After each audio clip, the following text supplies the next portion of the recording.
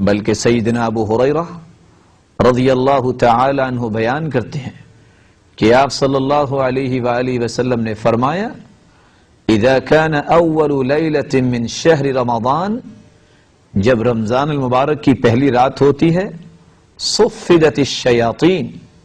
شیطانوں کو کڑیاں ڈال دی جاتی ہیں، ومرضت الجان، اور اسی طرح جنوں کو بھی قید کر دیا جاتا ہے،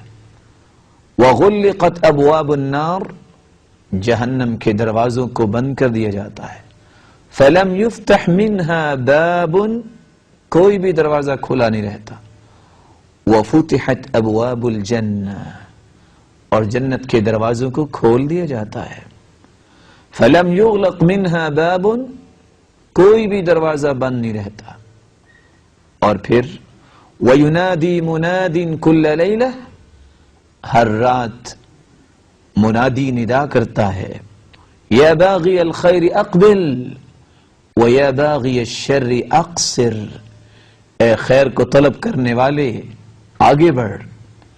اے برائی کو چاہنے والے رک جا، وَلِلَّهِ عُتَقَاء مِنَ النَّارِ وَذَلِكَ كُلَّ لَيْلَةٍ، اور مالک الملک ہر رات لوگوں کو جہنم سے آزاد فرماتے ہیں۔